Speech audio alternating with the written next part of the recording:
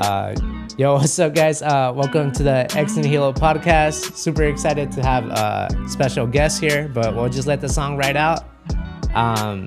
Yeah.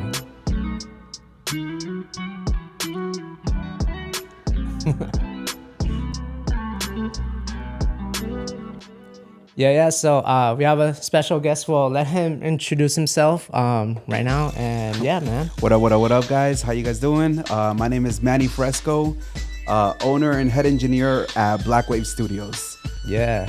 Nice to meet y'all. Cool, man. I mean, it was cool. We were just talking a little bit about like your business and stuff, but I guess before that, like, what made you even decide to get into like music? As far as what got me involved with music, honestly, it was kind of just as a kid.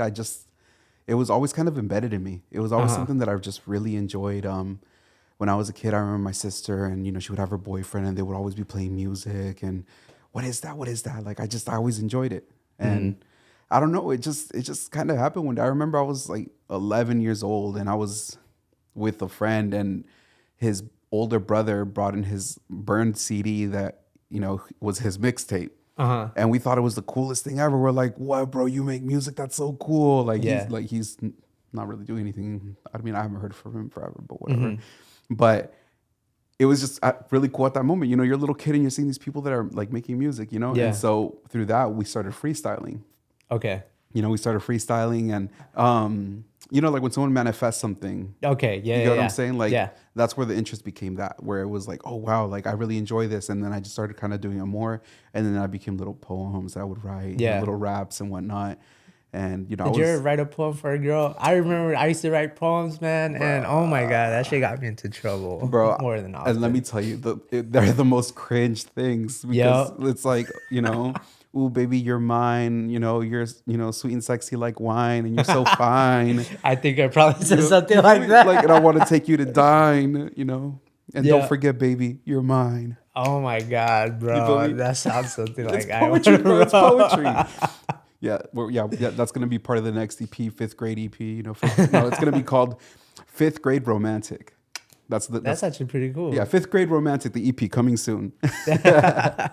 No, on a serious note though, I mean that's how I started making music was just, writing and freestyling and back in the day, it used to be you didn't have a producer everywhere. It was you would go on, not even on YouTube. How was it that we'd find them? I think on LimeWire. Do you remember LimeWire? Yeah, LimeWire. Yeah. I think we'd go like on LimeWire and get the random tags too. Yeah, you get what I'm saying. And then every other one was Soulja Boy Tell 'Em. Yeah.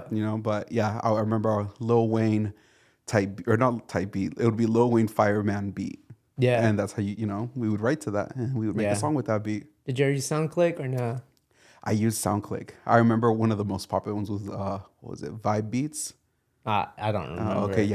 I heard a lot about it, but I wasn't trying to make music at that time. Got you. Yeah. SoundClick was really popular. I remember Vibe Beats was one of like the main ones, and they always had simpy beats, bro. No offense if y'all ever watch this, but the beats were always so simpy on some like cute shit. Yeah. And I loved that shit. You feel me? Yeah. So I definitely, I was on SoundClick a lot, and I was using all those.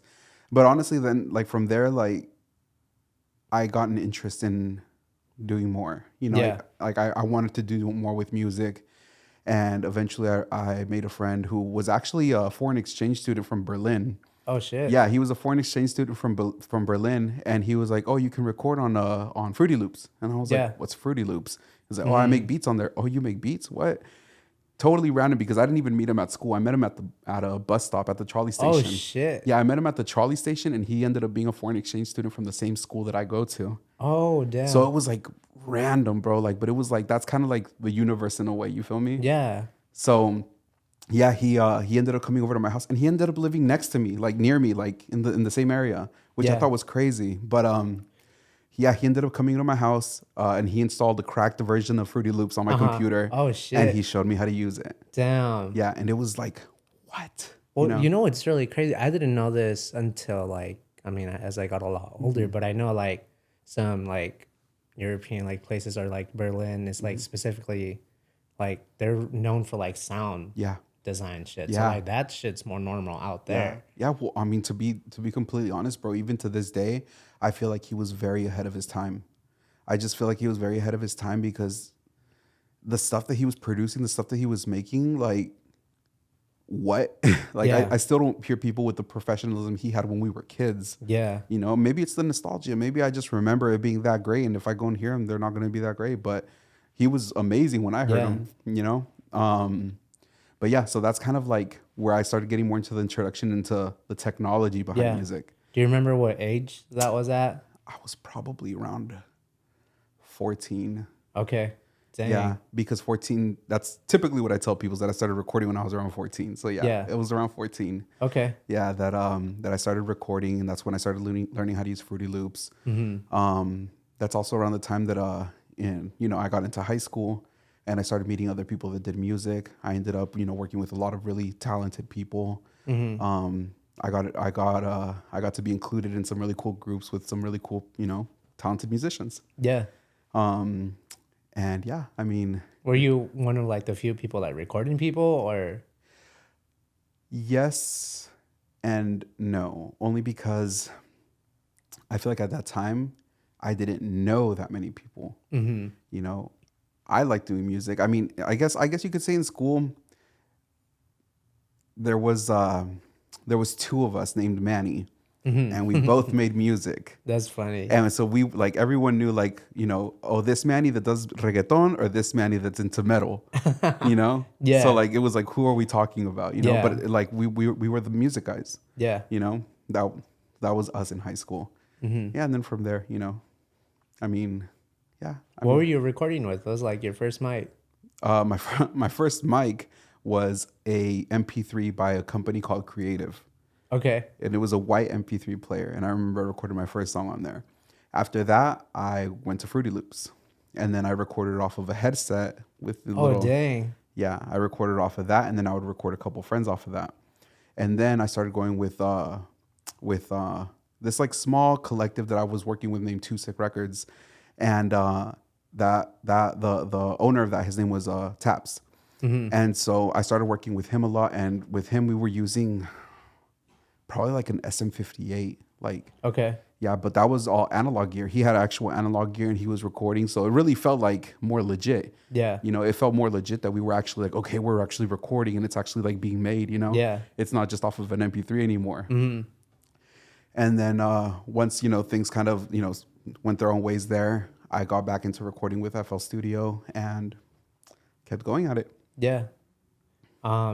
Did you have any like consistent people that were like kind of as you were growing were growing with you? Yeah. Or would people just like fall off and like because I know like sometimes in like the music world, like sometimes you're with your friends, you're like, oh, we're gonna do this shit, and then they end up like switching out. So yeah, I actually have had a few really close friends. I had J Slow, you can go check out his music.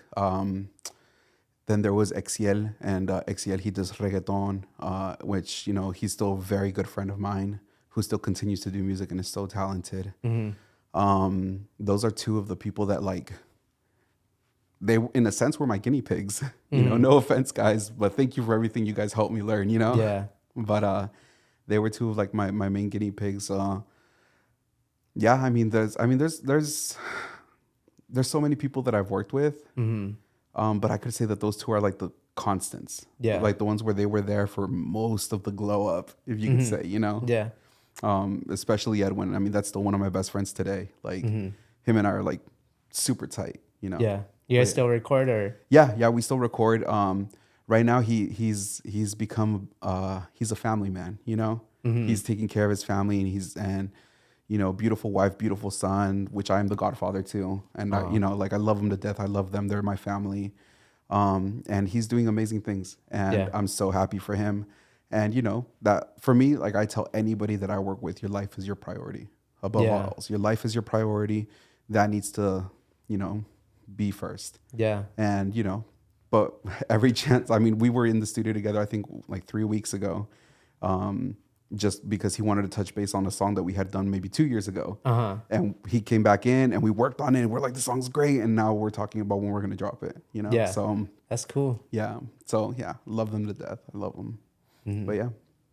I was going to ask like obviously you like love music. Like, was there anything that like kind of got in the way of like you trying to like pursue that? Was it whether it be money or resources? Nothing got in my way. Nothing. Nothing got in my way of making music.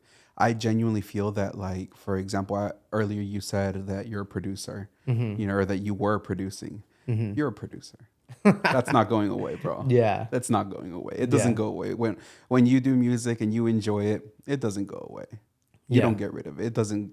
No, it's there. Did you ever have that like period of you like not trying to do it? Because I mean, mostly for me it was like finances. So like, I mean, by all means, I wouldn't say that it's finances, but I would say it happens every few months. I can't really give you a specific amount of time or anything, but where I want to quit, where I want to call it quits. I'm done. I'm tired. I'm bored. I'm just not into it. And then I have to like remind myself, wait, you're tripping, Manny. You're doing music for a living. That's so cool. And it just like brings me back, you know? And honestly, most of the time it's because I burn myself out. You know, I burn myself out because I overwork myself. I get overstimulated by the different sounds, you know. It happens that, you know, burnout is a thing, especially when you're doing something you love, because you don't count the hours when you're doing what you love. yeah. You just burn out, you know. So I can't say that I've just been like, okay, I'm done doing this. No, because you're never really done. But I have definitely had burnouts where I'm like, okay, I probably should take a week off or something. Yeah. And like I said, every so often, every once in a while, it's seldom it happens though. Maybe I shouldn't do this anymore. But then I have to remind myself, no, I love what I do. Yeah. And even if I wasn't making any money off of it, even if I was just doing it for the hell of it, I love what I do. This is fun. It's fun. And no one can take that away from me. Yeah. I remember, I mean, you were talking about your studio. Do you want to talk a little bit more about that? And also just like, I guess, how it started? Whew. So let me give a shout out to Doble, whose album just dropped. Go follow Doble Filo. His album is called Fish Scale, and I produced 6 out of the, I think, 8 or 9 songs on there. But and I give him that shout out because I opened the studio with Doble, and that was in 2015, and times were rough. Bro, that's crazy because I know who you're talking about. Oh, really? Double Filo, yeah. When I was just started doing shows and I was just learning the camera, he was one of my first few people that wanted to do a photo shoot with me. No way. I think he was one of the first few people that paid me. That's so dope. That's so like, dope. That's crazy. Yeah, that's my boy. That's my family right there. The same with XL, with my boy Edwin. Those are my boys. Like, I love them to death. But I opened the studio with him back in 2015, and we were sleeping on the floor. We were eating pizza every night because he worked at a pizzeria, and we're not buying the pizza, so you know, it is what it is. But yeah, I opened the studio with him in 2015, and damn, it really was a struggle, but we figured it out. We kept it pushing, and we made things happen. Yeah, and honestly, it turned into a very beautiful thing. Eventually, other people joined us and became part of the studio, and made it what it is today, where now it's a studio with 2 rooms, 2 studios for people to work out of. I have Trey Castro, Noches, Archie, Luna Caves, Didi, Alyssa. Shout out to Alyssa, studio manager. She's literally my lifesaver. Like, if you guys think that I'm pulling all this off on my own, nah, it's her. She's definitely the workhorse behind the machine, you know. How did you end up like I'm not sure if everyone's like completely like on staff, but like, how did you end up finding like the right people to like kind of help you like scale or help you focus on what you love to do? Passion, bro.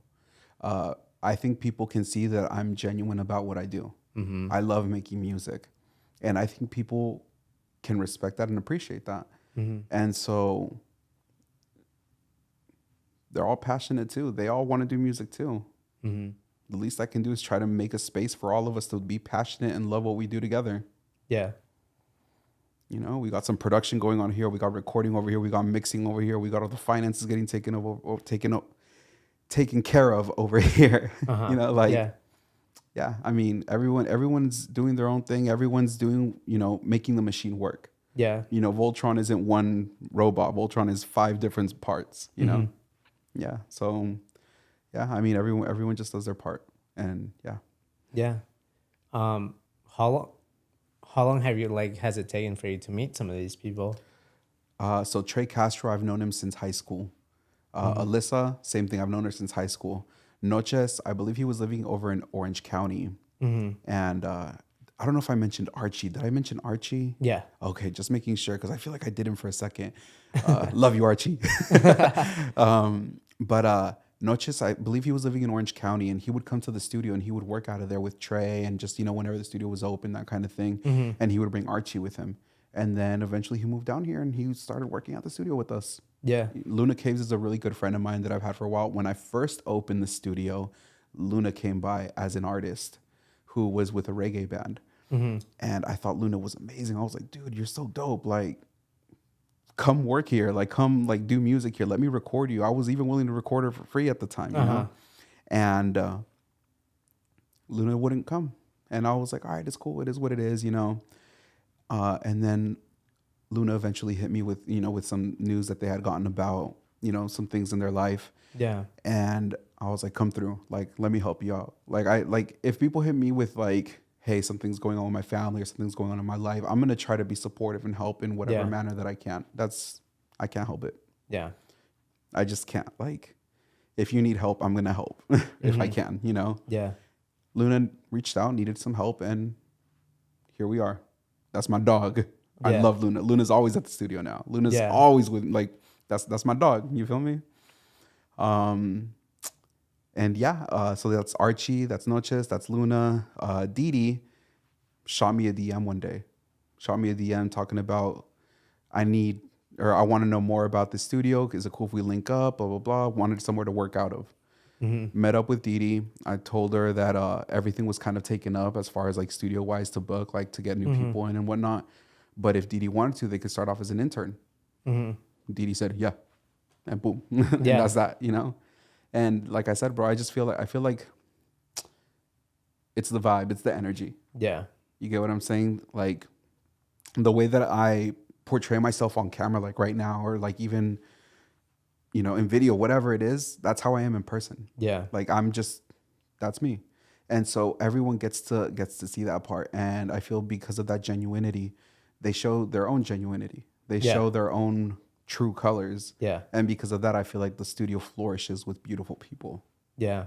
And so, yeah. Yeah, no, that's really like good. Like, I mean, I try to be the same to some extent with people because like you really do attract like people that are like you. Right. Facts. Know?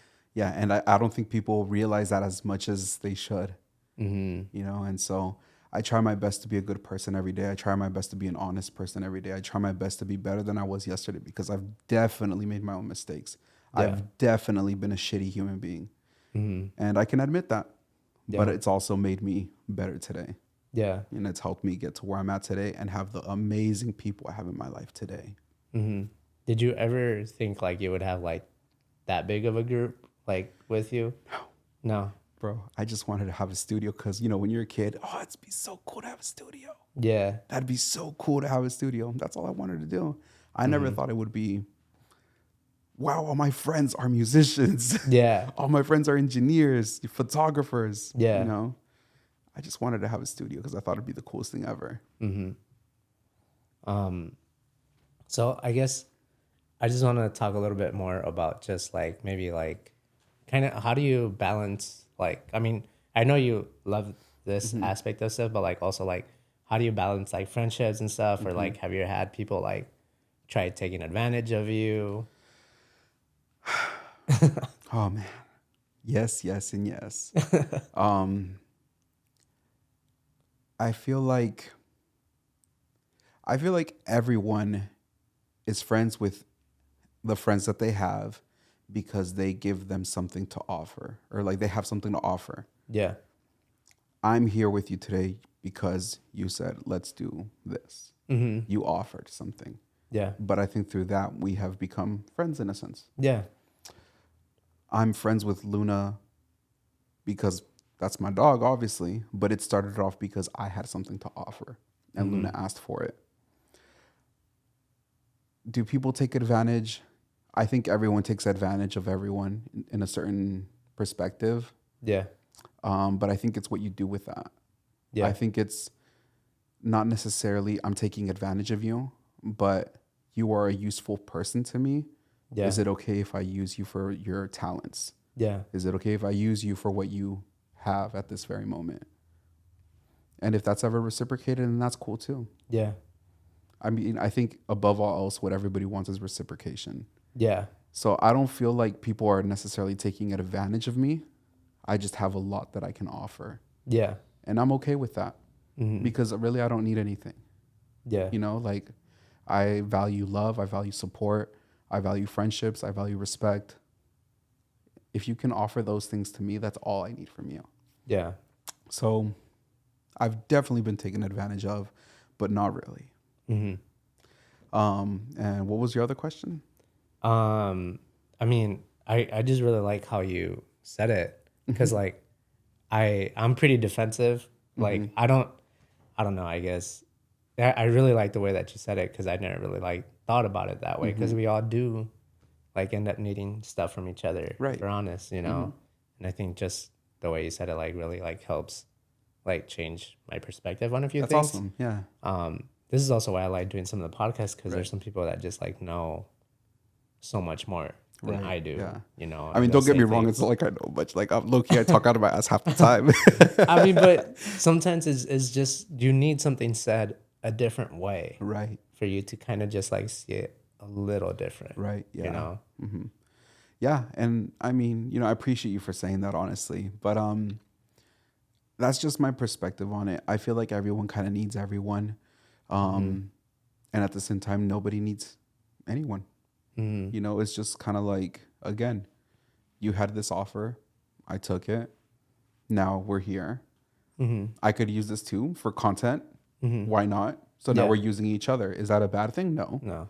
You see what I'm saying? It's not a bad thing to do that. It's okay. Like, because we shouldn't value our relationship as friends or whatever it is based off of the favors that we do for each other.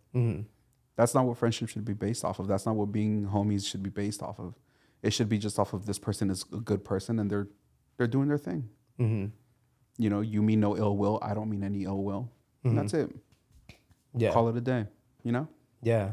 I don't know how to ask this particularly, but like how old are you? Because like that seems like very like wise, like you know, like not saying that like Yeah. you're old or anything, but Yeah. like it's No, just that's cool. You, That's cool. you just learn Yeah. through like interactions, you Yeah. know. I'm 30. Okay. I'm 30. I'll be 31 in August. I appreciate you for saying that. People have told me before that I kind of remind them of General Iroh. If you guys know Avatar: The Last Airbender. Yeah, that's your IG. It is my IG thing. Yeah. And it's funny because like that's my favorite character and I love how wise he is. And I like it's funny because, you know, for anybody who cares or doesn't care, it's an anime character, it's a cartoon, whatever you want to call it.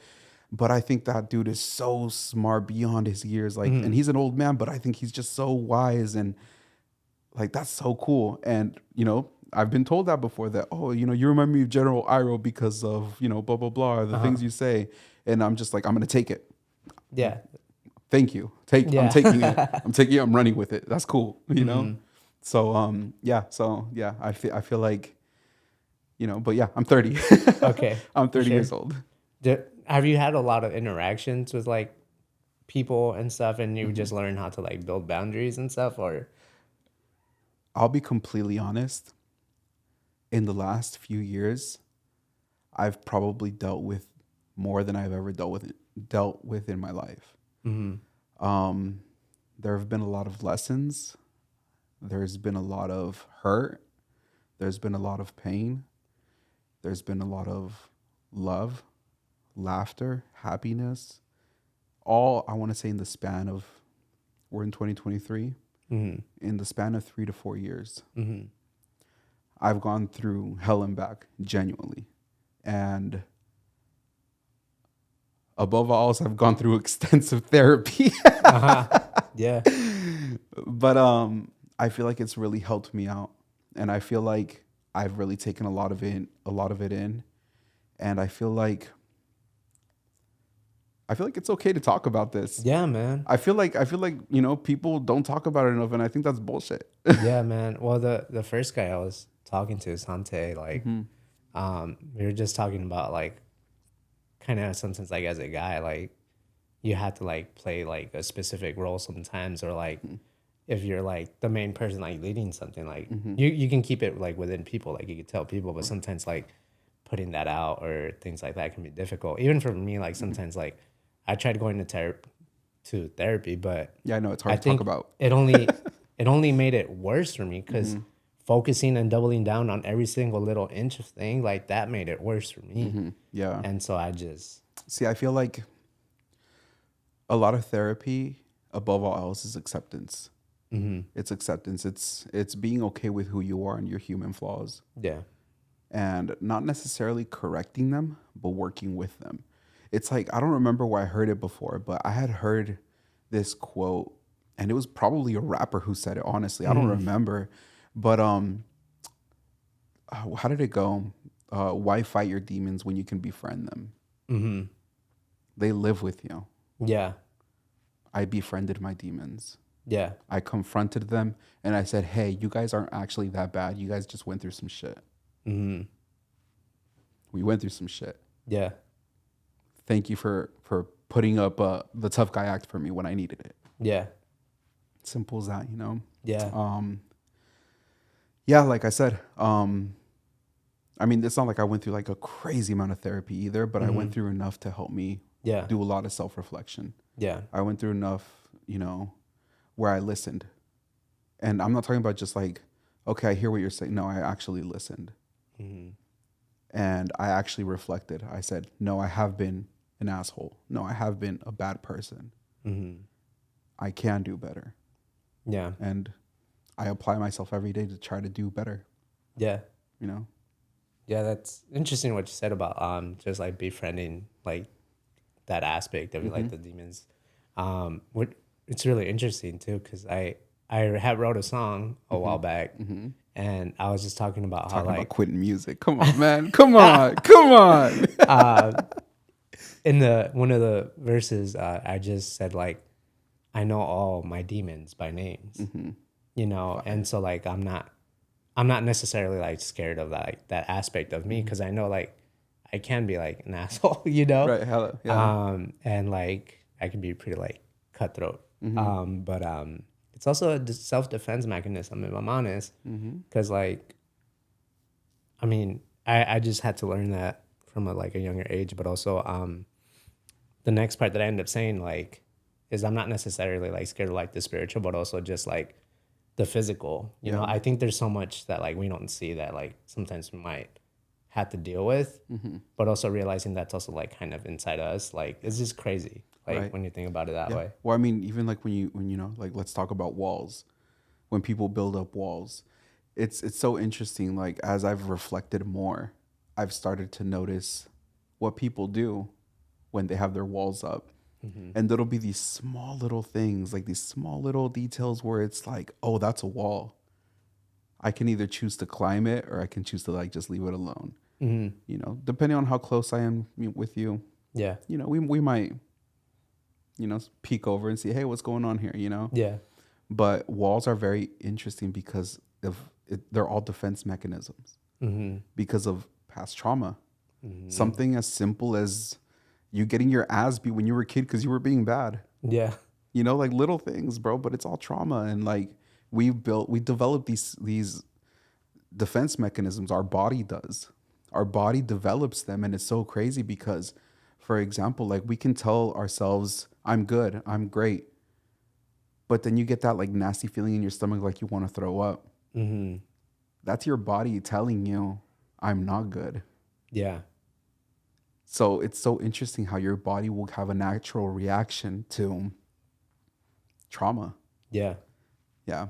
Damn, I don't know how we got into all this therapy talk. No, for sure, man. I mean, it just happens. Yeah, but it'd be like that. Especially and it's like as a business owner, like you have the option of letting so many people in, but like you also have to kind of like be careful. And then not only that, like sometimes like, I mean, maybe it's just me, Mm-hmm. but sometimes I like think about people can like pull up on me. Yeah. You know. See, the thing is, by all means, yes. But at the same time, I feel like I come with such, what's the word? I am who I am. Mm-hmm. I feel like I don't give someone a reason to like want to pull off on me. Mm-hmm. If it's bad business, I mean, I feel like I do everything right. Like I'm not, I don't really give anyone a reason to like feel some type of way about the way that I work. Mm-hmm. I feel like I'm pretty like, yeah, like I got you. You need this, you need that, I got you, you know? Yeah. But shit, I lost my train of thought. No worries, Dad. Let's see. Can you revert back to what we were Yeah. saying? So no, I was just talking like as business owners, there's a lot of Right. stuff we have to Yeah. like. So yeah, as business owners, by all means, yeah, there's a lot of people that confide in me, especially because I work with music. Mm-hmm. A lot of these people come from very vulnerable places. Yeah. When they want to make music, they're very vulnerable. I make sure people are comfortable. If you want to come in with some wine and you want to kick your shoes off and you want to dim the lights, then that's what we're gonna do, because that's what you need. Yeah. You know, like if you're gonna come in here and you're gonna come with 10 of your friends and you want to sip on Henny and do your thing, then that's what we're gonna do. By all means, please, just don't do it often, because by all means, you know, it is also a space for us to be creative and work. Yeah. You know, it's a space for us to allow ourselves to be vulnerable. Yeah. You should be able to kick your shoes off and say, Manny, this is how my day went, and I can listen. Mm-hmm. There's a lot of things that people tell me that would probably blow minds, where I'm like, yo, why are you sharing this with me? Yeah. But they do it because of the trust. Yeah. Because building a relationship with an engineer, with someone who's recording your vulnerability, also known as your voice, it just builds that foundation, that, you know. Yeah. And I always respect that. I don't go and share their tea with anybody, you know. Yeah. That's their business. That's what they're going through. I'm just here to listen, respect what you say, and appreciate you for sharing with me. Acknowledge that you're a human being who's going through something. Yeah. You know, and so for me to share that I have my experiences too, this is a new one. Like, because I don't really share it often, but I feel like it is important to share it. Mm-hmm. Because first of all, I got no shame in my game. Yeah. By all means, if I went through something, I hella went through something. I hella went through some stuff. You know, and I'm okay with sharing that, because I feel like it's important for those people who think that, you know, that they're too manly or whatever Yeah. to talk about it. They don't want to talk about it, and you're only hurting yourself, bro. Yeah. Like, nah, let's talk about these things. As a business owner, as Manny Frezko, as whatever you want to call me, Mm-hmm. I'm somebody who's been through shit, and I'm okay to talk about it. I'm okay with talking about my feelings got hurt. Yeah. You know, been there, done that, and I'm okay with that. And I feel like everyone else should be too. Yeah. So, yeah, by all means, everyone should share their vulnerability, especially, again, in the studio. Mm-hmm. Bro, when people are singing, I'm sure you know, people get vulnerable sometimes. Yeah. I always have tissues in the studio. You feel me? Yeah. I always have tissues in the studio, and I always try to make sure that I'm stocked up with at least some waters and whatnot. You know, like, here, Yeah. drink some water. Here's some tissues. You're good. You know? Yeah.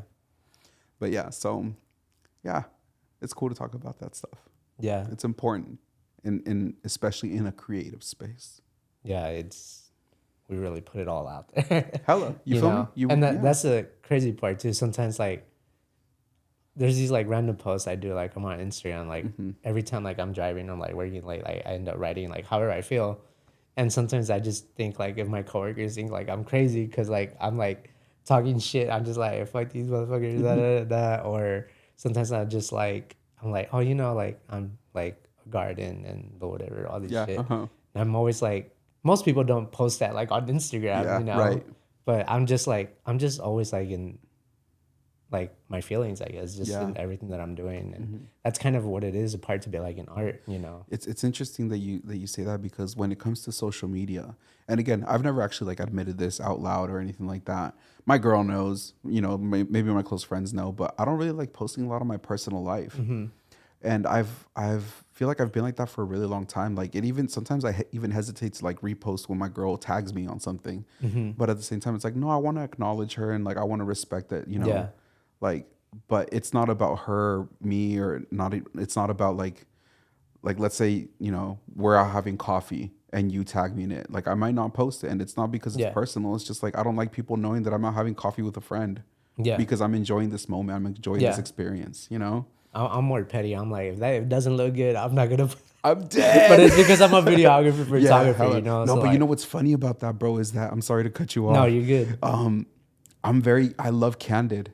I love candid stuff. Like if I got a whole ass fucking whatever, like I'm cool with that. Yeah. Like, nah, bro, post a picture. Yeah. Like that's dope because I feel like it's a genuine moment. You know, so I love that. I love those kinds of pictures. No, I feel that. It's just kind of weird as a videographer, photographer. You get judged for like all your shit, like especially if it's like video or photo. So like I have to be like extra with that. Like sometimes my wife will be like taking a photo of that, and it's like the light is kind of like on this way, so like let's put it this way. But anywho, we'll take a quick break. Okay. This camera dies every like 30 minutes. Okay, bet. So we'll be right back. We're taking a quick break. All right. And we're back. We had a lot of conversations. Hella. A lot of conversation. Yeah, so we might cut it a little bit early, but yeah, man, it's been really like great just like getting to know you. But one of the random questions I guess I have is like, is there anybody that like in your life that really like impacted you to be able to do what you're doing now?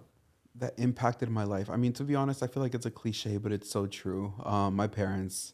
My dad's a very hard worker, and something he's always told me is a man's got to do what a man's got to do, and that's so machista of him. You know, like it's such a like man thing to say, and Yeah, whatever, you know. But at the same time, it's like that always taught me that like I got to do what I got to do.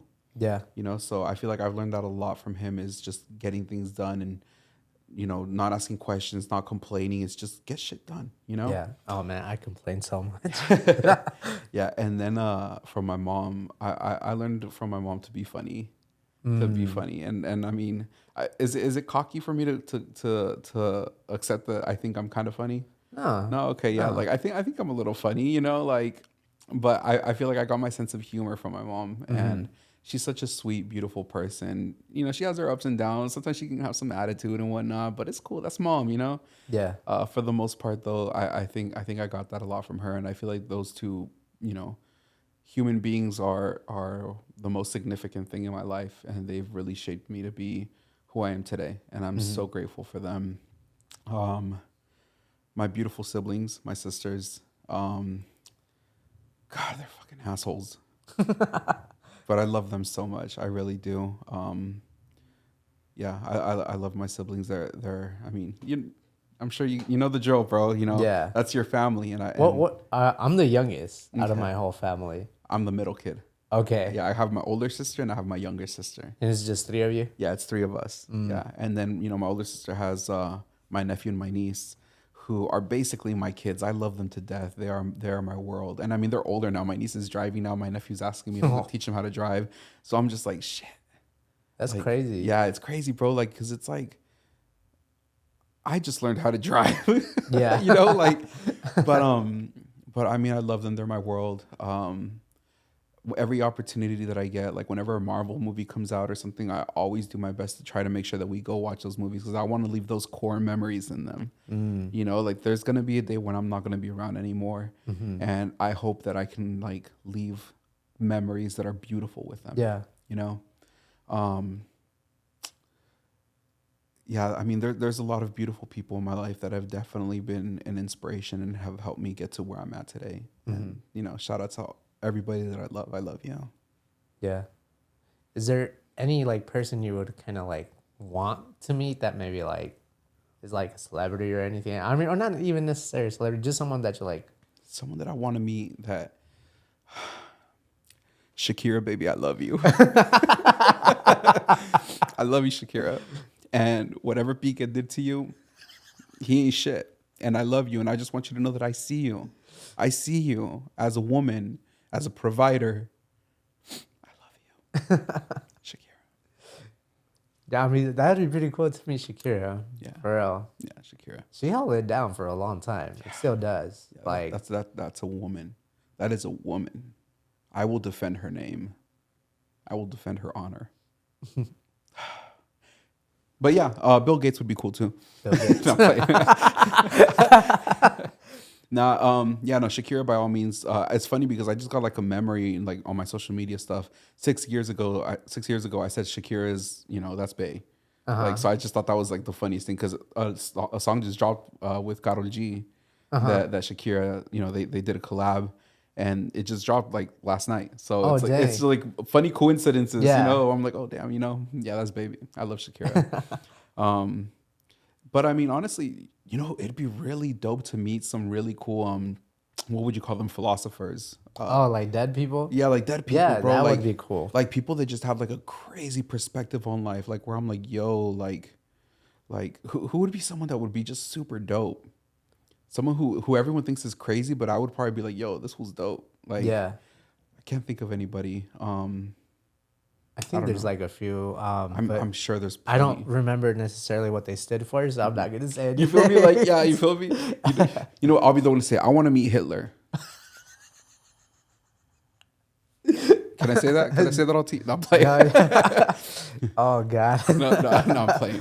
No, that fool was a weirdo. But I mean, Loki, I think he was like smart or some I shit. mean, it would be interesting I'm to kind of like curious. Oh, poke at their brain, like, bro, why did you do that? yeah, Why did you do that? I just want to know, why did you do that? yeah. Like, I, you know, I think I would cut the session early. It would only be like an hour. Like, all right, just explain yourself for an hour, and then after that, we're good. you feel me? Like, all right, bro, we're done. Like, damn. I You know, mean, I don't. I didn't really mean to get into theories, but some people still think he's alive. no Like way. For real? But I mean, how old would he be someone, now? someone they never actually identified his real body, supposedly, according to some like random DNA. I watched some like Netflix shit on it. Oh, no, Or no, I am not going down that rabbit hole. so, No, that fool's dead, and good riddance. That fool's dead. DED dead. That fool's dead. yeah, I think. Nah, we're not doing that today. yeah, for sure. No worries. Um, damn. Yeah. Yeah. I mean, just some really cool, like, creative people. It would be really cool to meet some, like Picasso, maybe. Yeah. Um, I think whoever made like soundboards, that would be an interesting person to meet. well, I mean, there's a few different people, but I mean, I don't know who the original, like, I don't know who that would be. Yeah, I mean, I know there was Rupert Neve. He created his own board. Um, Damn, I wish I had more names, honestly, bro. Yeah. Shows you how much of a shitty engineer I am, right? No worries. Nah, but yeah, I mean, overall, like, okay, let's cut it short. There's plenty of people that I would love to meet, but I think I would probably want to meet Shakira for sure because that's baby mama. I'm not hurt about the other kids. It's fine. I'll take them. It's fine. And maybe some people like, it'd be cool to meet, uh, I don't fucking No worries, man. For real. damn. I feel like I went like whole ass circle trying to figure out who I want to meet. Yeah, But it is what it is. we'll keep the Shakira part. Yeah, no, definitely. I was gonna ask, like, so you're mostly like, you started off producing like reggaeton and stuff, or So it's funny when it comes to production. When I got on Fruity Loops again, I had my friend that from Berlin, right, the foreign exchange student. He was producing, so he showed me how to make some hip hop stuff. So I had made a couple hip hop beats when I was a kid, but nah, it wasn't it. Like it wasn't it. Fast forward to a couple years ago now, I was in the studio with a good friend of mine, amazing songwriter, Jay. He does R&B, and Jay, he showed up to the studio one day, and I was doing some piano runs, like just some like scales, just going back and forth. Because I wanted to make sure that my pitch was good for our session, just because he sings, and I want to make sure that I can like, oh hey, this is flat, sharp. Yeah. I want to make sure that I'm catering to the session properly. And he was like, oh, you make beats, Manny? And I was like, no. Like I was just warming up a little bit, and that was that. We had our session. He booked another session for the same week. So following that, he showed up and he was like, I want you to make me a beat. And I was like, oh, bro, I don't make beats. Like, he was like, oh, well, I guess you're going to make money for nothing today because I want you to make me a beat. I'm the type of person where it's like, I'm not going to take your money. Just no. Like, and I told him, I was like, I'm going to make you something, but it's probably going to be the worst thing I've ever made in my life. It's probably going to suck. Ugh. And he was like, that's fine. Have fun. I was like, okay. I ended up producing his whole EP. oh dang, Yeah, I ended up producing his whole EP. It was all R&B, and it was so fun. And I have to give him his credit and his shout out, because he's responsible for pushing me to do that, honestly. And then from there, honestly, it was a bit of a domino effect, because I would have him and we'd work on something, and somebody would show up for the next session and they would see me making beats. And so, oh, Manny, I didn't know you made beats. And so that happened so often. Eventually people started saying, oh, make me something. Oh, make me something.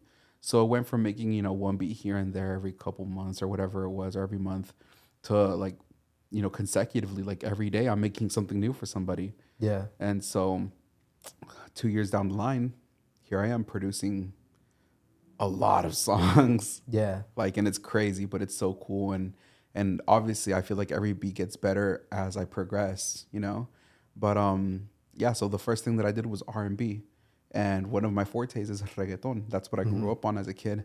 And so I love doing reggaeton. That shit's fun. That's funny because, it's fun. Like, when I was younger, I didn't like reggaeton. Yeah. Because the beat sounded so similar all the time. But, like, now, like, I've, like, learned to, like, appreciate it a lot more. So, and it's funny because I feel like that was a lot of people. Because when I was listening to reggaeton, everybody was very anti. Yeah. Everyone was very like, oh, it's like the drums are always the same and it's always so like, ya tu sabe, or whatever it is, And I was like, no, you guys just don't understand it. Like, there's people rapping and singing on this. But they didn't complain when Drake came around, right? Yeah. Yeah, so, they're rapping and they're singing, or, they're in duos or whatever it is, But I understood that it was more than just the drums. It was the chords, the melodies, the progressions, the changes.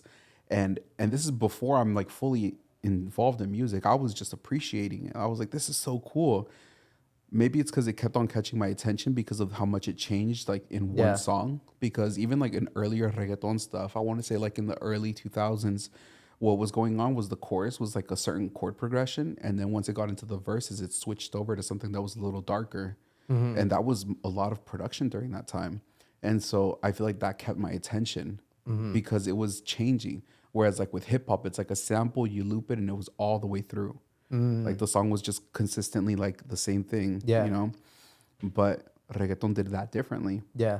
With the melodies that they had and all like the different, cuts and all of that. So yeah, I never thought about it. I actually didn't start listening to like rap until like probably like when I was like in like high school. Before that, I was like a metalhead. So like, really, yeah. Oh damn, that's crazy. Yeah, no, for me, like the way that you were probably a metalhead, I was a reggaeton kid. I was just that was my thing, bro. Like I loved all that stuff. And again, like I remember I was in middle school, and I mean I don't even remember how long ago that was at this point, but whatever. But I went to a how would you say it? Predominantly is that the right word? Yeah, predominantly white school. Like there was a bunch of white kids, and that's cool, whatever, like I got along with a lot of people there, had Native American friends and all that. There was probably 6 or 7 Mexicans in total. And I remember in one of my classes on Fridays, the teacher, he would let the kids bring in their CDs, like their albums, so that we could listen to music while we did our work. Yeah. And so he would I think he would randomly select students, and then it was my turn for a Friday. And I remember the CDs that I brought Más Flow 2, and I brought Eliel, El que habla con las manos. Those were the 2 albums that I brought. And we played Más Flow 2. That was the album that he put on. And that's the one that had Rakata. It had Mírame, Mírame. It had a bunch of cool ass songs on it. Songs that are records, bro. I think, no, it wasn't Mayor que Yo that was on it. Or was it Mayor que Yo? I have no clue. I know the Rakata one, but... No me importa que tú seas mayor que yo. Oh, yeah. No, it's funny because No, that's Dile. It's funny because I just sang Mayor que Yo with the Dile cadence. Totally messed that up. No me importa que tú seas mayor que yo. Fuck. You know what? I don't remember. No, I know what you're talking about. Yeah, because I have Dile stuck in my head right now for some weird reason. But anyways, yeah, so I brought that and I played it and everyone was like, what is this? And I was like, reggaeton. Like little ass kid, like I'm enjoying it. I'm having the time of my life. Nobody else understands shit in that class, but so like I've always been super into the genre and I've loved it, and honestly, it wasn't until I got into college where like I started like getting more of a respect for different genres, music wise. And it was because I ended up reconnecting with a cousin of mine named Eric. And I love you, Eric. You know, if you ever watch this, I love you, bro. But my cousin Eric and we ran into each other at school. And it was the funniest, weirdest coincidence. And he was like, Primo. And I was like, Eric? And bro, like I ran over there. I gave him the biggest hug. Like I hadn't seen him in years. And it's crazy, bro. Like I love him so much. And we just didn't like see each other. Turns out he plays guitar. Oh. So he's playing guitar and I'm over here recording. So it's like, yeah, we definitely started like, we started reconnecting, bro. And it was the most beautiful thing. It was so amazing, bro, because his mom and my mom were like primas hermanas. They were cousins like this. And so they hadn't talked in a long time either. And so they got to reconnect. And bro, it was so amazing. And like, I was just so happy that like our family got close again, you know? And Eric took me to Coachella. Oh. And I hadn't, you know, and this is before Coachella. Like, well, no, Coachella was always been popping, but it was before Coachella got like all the hip hop stuff involved like that. Yeah. You know, like I feel like the headliners for that year, I think were Blur, Red Hot Chili Peppers. I think Yeah Yeah Yeahs were there. Actually, I know they were there. There was Vampire Weekend. There was Café Tacuba. Like it was all these really cool rock bands. Yeah. And that right there was like my, I guess, spiritual awakening on the different genres of music. Yeah. You know? And so from there, like my palette just went everywhere. It went haywire. Yeah. I started listening to all kinds of different bands like Arctic Monkeys, again, the Yeah Yeah Yeahs. I started listening to a lot of The Strokes. The Strokes are such an amazing band, even like Silver Sun Pickups. I don't know if you know any of these bands. I know all of them. All of them? Okay, cool. Yeah. Bro, I got super into all of it. And like late, like, which is crazy. You know? But, you know, that became a huge, like one of my favorite bands of all time is the XX, which is totally not like, you know, hardcore rock or anything like that. Yeah. It's super soft, super ambient, you know, electric guitars full of reverb. But I love the XX. I love them. I don't think I've listened to them. No. Oh, dude, they're so good. It's a band that's it's a band of 3 people. It used to be 4. Something happened with the girl that, you know, with one of the girls that ended up just not being part of the band. And then there's Oliver, Jamie, and Romy. That's how you know I'm a fan, because I know the band. I know the bandmates and all that. Yeah. Jamie XX is he's basically the producer of the band, but he plays drums, like percussion. Oh, okay. But not like actual drums. Like he's doing congas like electronic. Oh, like okay. he has like a bunch of machines and stuff. Like he's like Yeah. a DJ in a sense, but he's doing like electronic production, but he does it live. Yeah. So that's what he does for the band. Romy is the electric guitar player and lead female singer, and then Oliver is the bassist and also the male singer. And a lot of people don't know this, but like for example, Jamie XX, he produced that song for Drake and Rihanna. Oh, really? The how does it go? You know which one I'm talking about. I think so. The Drake and Rihanna one. Just boom, boom, boom, boom, boom, boom. I don't know. Boom, boom, boom, boom. Oh, wait. I think. Yeah. Yeah. Well, anyways, yeah. So Jamie XX produced that huge song. Oh, yeah. It's like houses. Yep. It's like it has a house vibe to it. Yeah. Jamie XX produced that. Oh, shit. So yeah, and so super dope. But yeah, so I got super submerged into all this different music. But reggaeton, by all means, is definitely one of my hugest like passions for sure. Yeah. But people are always surprised because like I'll be in the car, bro, and I'll be slapping Billie Eilish. Like I love Billie Eilish, you know. Yeah. Or I'll be listening to some indie stuff like some old Bon Iver. And I don't think a lot of people know who Bon Iver is, but yeah, I don't. Okay, but Bon Iver is dope, and he's like an indie alternative. Okay. And like people will be surprised, like, bro, I thought you listen to was like rap and reggaeton. I'm like, no, I mean reggaeton, a lot of rap. I don't listen to too much of it, you know. But yeah, so I'm very all over the place when it comes to genres, you know. And yeah, I mean, if it sounds good, like Yeah. that's all I really care. yeah, Because like, I don't know. I guess like as an engineer, you just learn to appreciate like, oh, that really sounds good. Oh, how did they get that? Like, Right, you know, and you yeah. just go into that like. exactly, yeah. So now, you know, when it comes to my production, let's go full circle for a second. When it comes to my production, I apply things like distortions and reverbs and delays, and I try to think of the ways that they did them in all these different genres, and I just try to see what works and what doesn't, Yeah. you know, and it makes it fun. Yeah. You know, sometimes like I'll get like a super like low key synth and I'll distort the hell out of it just because that's something that they would have done like on the Strokes record.